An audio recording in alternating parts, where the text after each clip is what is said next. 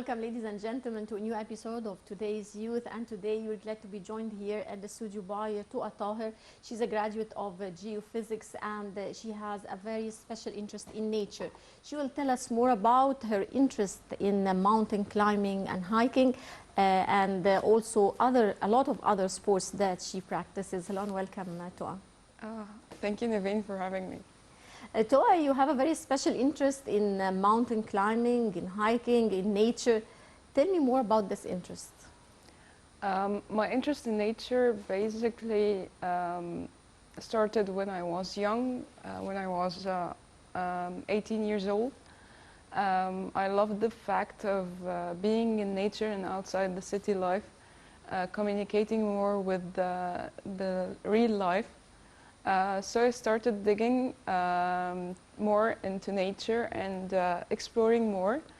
I liked hiking very much because it made me spend more time in nature and experiencing more of a lot of different things to deal more with nature and to have more experience in how to deal with the real life instead of the city life. Yeah. Well, Toqa will be digging more into your very special interest in nature and hiking, but I would like you to tell me more a bit of about your education. You graduated from petroleum geophysics, just graduated from Ain Shams University. Tell me more about this field. Why did you choose geophysics in specific? Is that because it's very much related to nature and the study of geology and so on? Yes, geophysics is a rare science. Not very much. Not a lot of people know the field of geophysics. It's related to natural science. It's under the natural science field category. We study the underground or the subsurface of the earth without really touching it, and not like the geology studies. But we very much use sound waves and physics to get to know more about the Earth. And yes, it's kind of related to what I love doing and to nature because we study nature more and we study geology, the rocks, different types of rocks, whether it's metamorphic or sedimentary or igneous rocks. So it gave me a lot of more knowledge in what I love and incited me more to know about Egypt more and to know about the hidden gems in Egypt. Yes. Well, tell me more about the hidden gems in Egypt. How did you discover some of them so far? Well, first basic things.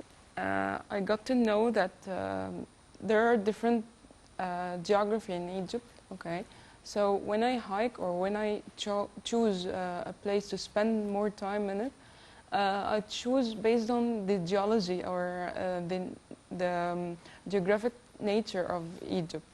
So one of my hidden gems are in Sinai. The geology there is very beautiful. Mostly the geology there or the type of rocks there is igneous rocks, and the igneous rocks are colorful. They are beautiful, and they have the inside of it the I don't remember quartz. Yes, the quartz. It's shiny. And it makes the rocks glowing. So yeah, I like exploring more in South Sinai. Yeah. Well, going back to your graduation and studying of petroleum geophysics, which is not a very easy major to study, are you planning any career in this field? No, I'm not. I'm planning more to study and to continue my studies. Right now,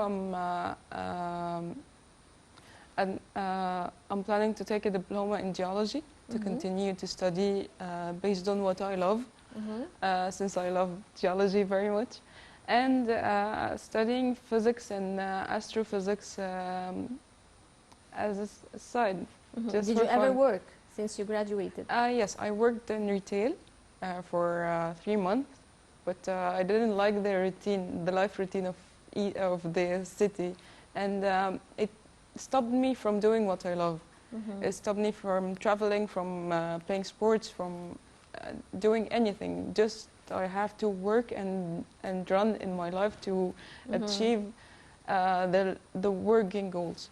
Mm-hmm. Right.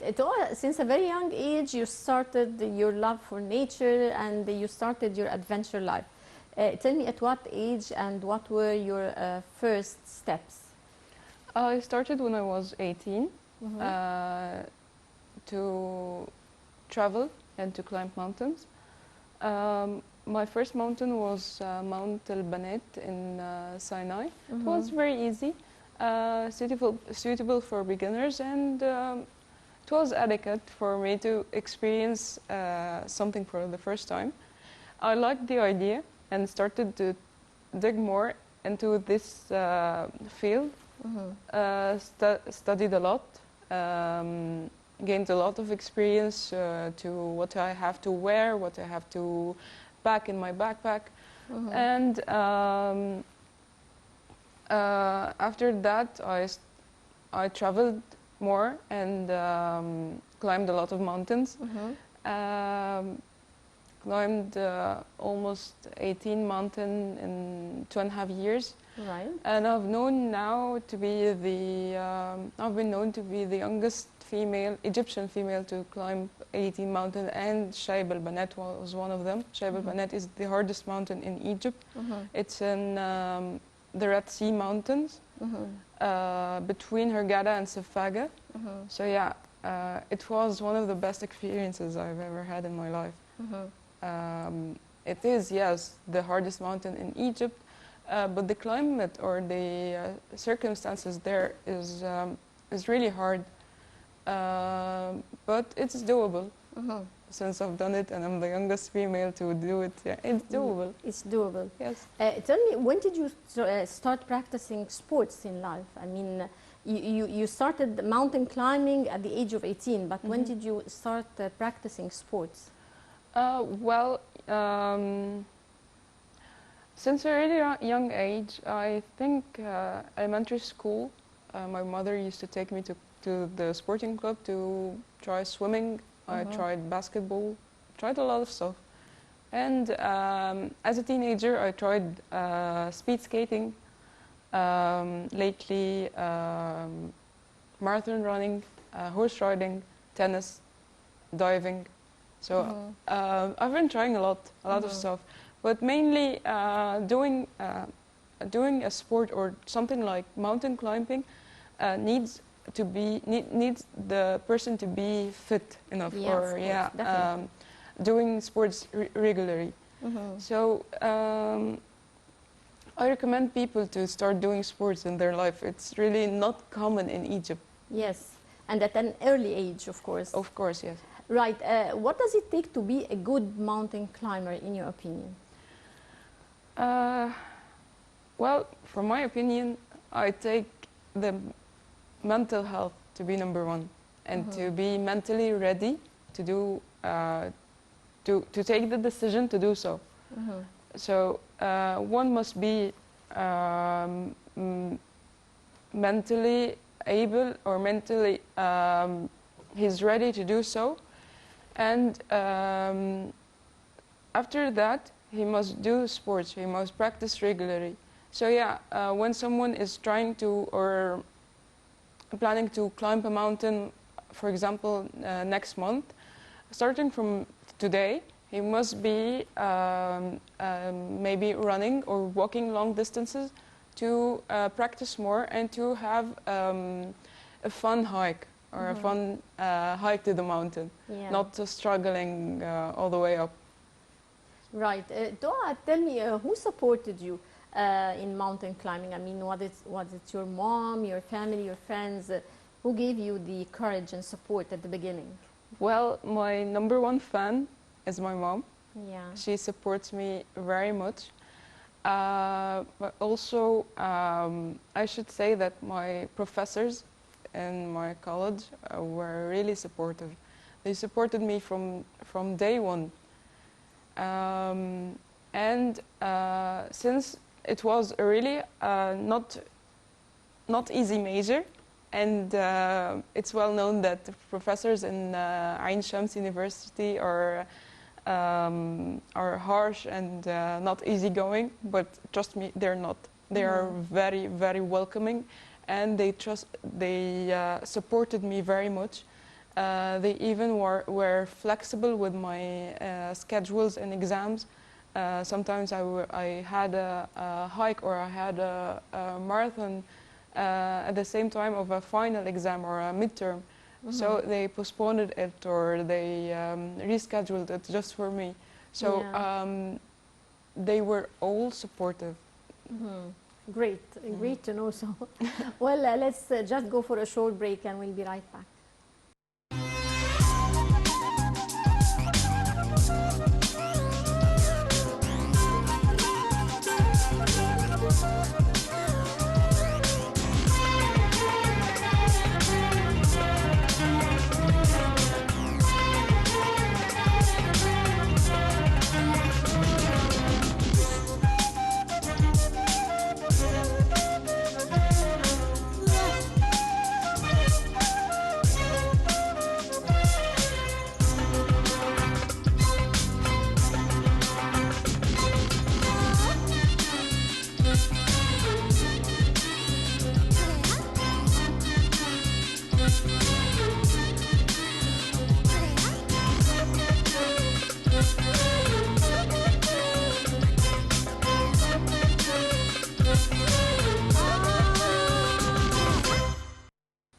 Welcome back. Toqa, we were talking about your passion for hiking, of course, and you also told me that you started a non-profit hiking community, Let's Hike. Tell me more about it. After experiencing a lot and gained, yes, a lot of experience, I wanted to share this knowledge with people. So I didn't like to do hikes or do like profited hikes like everyone else. I wanted to let people know that they can get out of the city life, and they can just go for a break into nature with less money, with the shared cost or for free. So I organized like weekly hikes in Cairo, Wadi Degla Protectorate, for free. Giving them lectures in how do they surviving skills, first aid, how the basic techniques of hiking, and started like to let them go outside of Cairo if it's possible, but sharing costs, since you have to pay money to travel, but with no profit for me. Yes, I have knowledge and I have to share it, but I don't want to share it for money. I just wanted to share it for the love of sharing it and for the love of giving nature for everyone. Nature is for free, and why do I have to take money for it? So, and what are your plans and dreams for the future with regards to your passion? I mean, for hiking, for mountain climbing? I'm not planning to hike the highest mountain in the world, but well, my dream might be different from everyone who's into the mountain field. I want to learn and experience more. I want to go for long hikes to gain experience from different cultures, different time zones, different climates, different circumstances, to be able to adapt more into nature and to live a healthy and adequate life for me. And also I would like to share more knowledge, this knowledge for everyone, with everyone, to let people know that they can go outside and they can skip the running in their lives, to get outside their comfort zone, and to live a healthy life. When someone is or hiking or between the mountains and between nature, their decisions are different. Their mental health is different. They can adapt more into whatever they want, and their needs are different. So they start prioritizing or changing their priorities. Yes. Yeah. How would you compare hiking and mountain climbing between Egypt and other countries around the world, in Europe, for example? Well, it's pretty obvious since Egypt doesn't have a lot of forests or trees. Mainly when when we're in Egypt, we hike between rocks and only rocks. But in Europe, for example, the Black Forest in Germany, it's only about a forest, trees. The climate is different. Different, for sure, experience and different way of adapting to nature. But I cannot say that I've had enough from Egypt. I'm still learning more and still exploring more from Egypt. Are you planning to go outside Egypt for hiking and mountain climbing? Yes, of course. As I said, I would like to experience a lot of more from what I have learned in hiking, but I don't think I'm ready for now. Since it's really a hard experience to get to know, and my tank of holding the experiences is not ready to hold more from outside of Egypt. Yeah. Well, Toqa, tell me, how do you plan for a climb? I mean, what are the things that you take with you? Do you go on your own? Do you go with other people? Do you go as a group? Okay, so first thing that we have to do when we're hiking, to study the area, to study its geology, and to study the climate. I have to know the weather, whether it's raining or it's sunny, to know what I have to pack and to be ready for what I will see. Also, I should be knowing the trails, the hiking trails, and we usually go for maps. And there are, as everything else, technologies. So we use it, a map app. It doesn't go with signal, so we can use it offline. Also, sometimes I go alone for a solo hike, and sometimes, yes, we can create a group, small group, not a very large group. So we are like 4 or 5 only in the team, to help each other more. If it's a hard hike or a long hike, we should be a group. We shouldn't be alone, just in case something happened, an emergency or so. Not all of us have the first aid knowledge, so just for helping each other. So yeah, we need to be a group.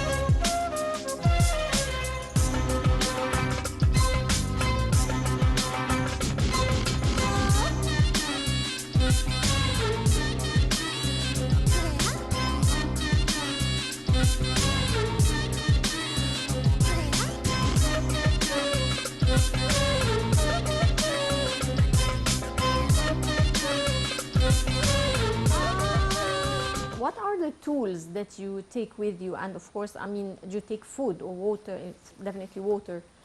What are the things that you take with you, the different items? Okay, first thing first, the shoes, hiking shoes is the most important thing. Our This is special shoes. yes, For special this shoes for specifically. hiking.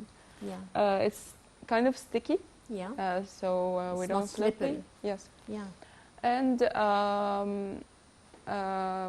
specific socks and the layers of clothes. We start by wearing in the winter. We start by wearing thermals. Mm-hmm. Okay, it's a thin layer of Yeah. pants and Warming. it's a thing. set, yes. Yeah. Pants and top. Mm. And then we wear something polyester, not cotton, Why not cotton? because it absorbs sweat and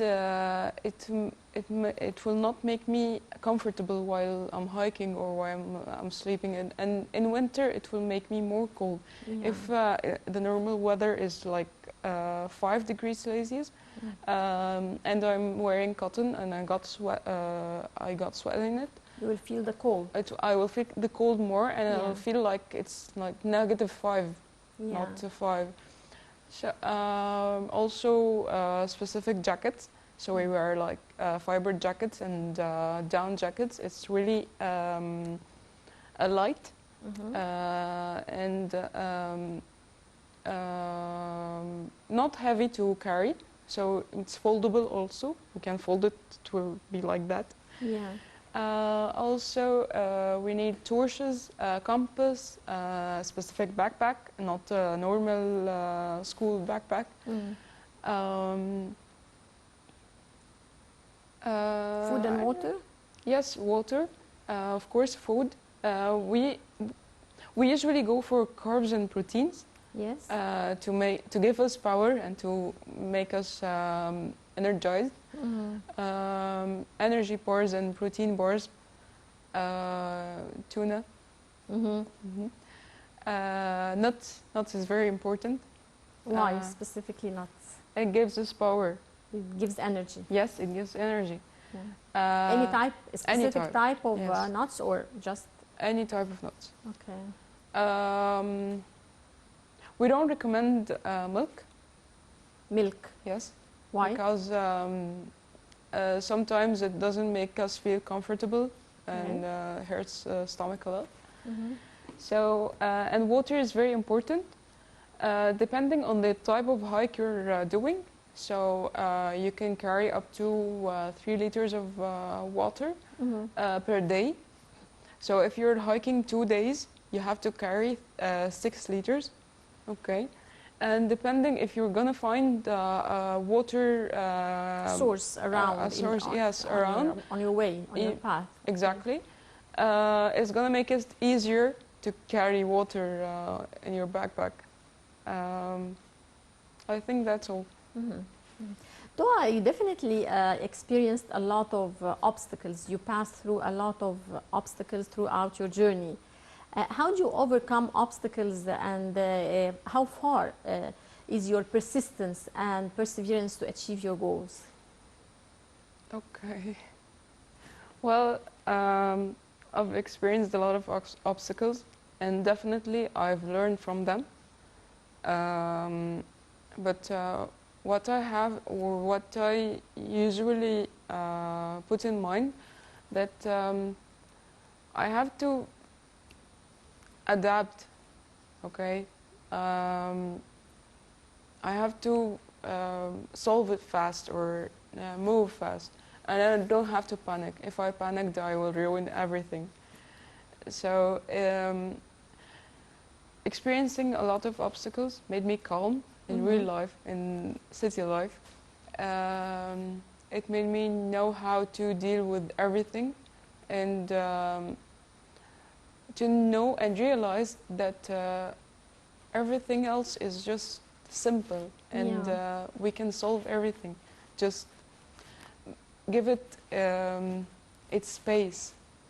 So experiencing obstacles and being inside of a difficult situation in nature and in wild, since it's really hard and it's not in our dictionary, gave me power and courage to deal with life. Mm-hmm. Right. Finally, Toa, would you like to give a message to the youth from your place here? Yes, I'd like to do that. I'd like to simply say that you have to get out of your comfort zone. Yeah. You have to learn and to see the world with your eye, not with the society's eyes. Yes. That's simply it. Right. Well, I would like to thank you very much to Taher, mountain climber and hiker, and all the best of luck. Thank you.